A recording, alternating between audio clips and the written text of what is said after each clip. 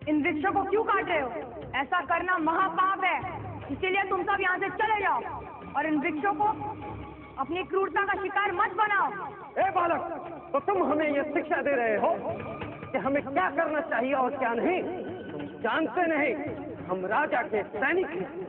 यदि हम चाहें तो ये वृक्ष की डाल क्या सारे जंगल को ही काट डालें। और ऋषि पुत्र चले जाओ, वरना तुम्हें भी इसी वृक्ष में उल्टा लटका देंगे।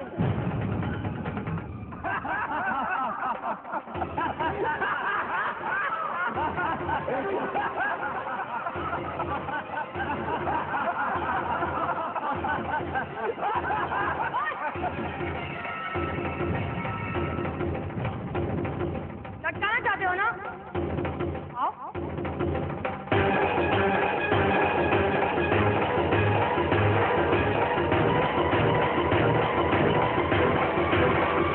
बचाओ, बचाओ, हमें बचाओ, बचाओ, बचाओ, बचाओ, हमें बचाओ, बचाओ, बचाओ, बचाओ, हमें बचाओ, बचाओ, बचाओ, बचाओ, बचाओ,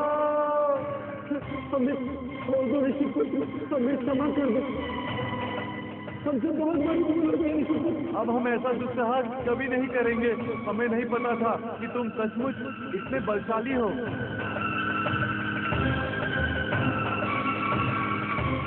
बचाओ, हमें बचाओ। माते, हमारी रक्षा कीजिए, हमारी रक्षा कीजिए माते।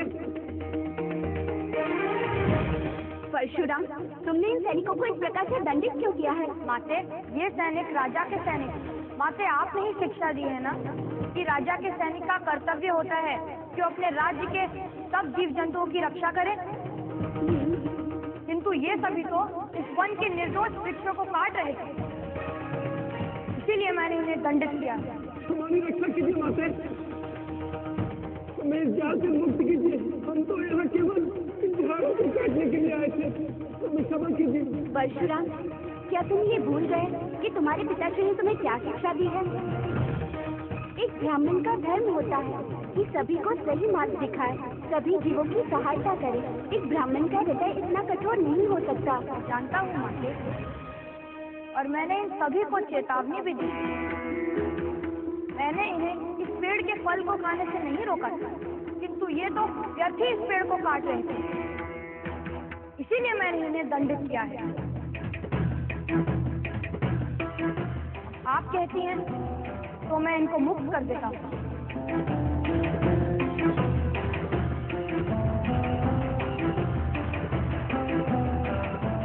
तो ऐसे वीर और गुणी थे परशुराम, जो शस्त्र और शास्त्रों दोनों ही विद्याओं में निपुण थे।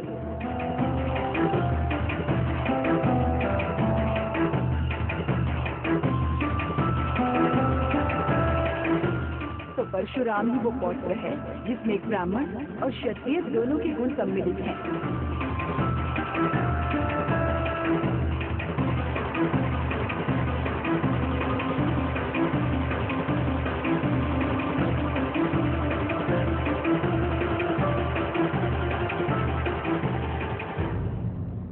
परशुराम, मैं तुम्हारा पिता तुम्हें ये आज्ञा देता हूँ, जाकर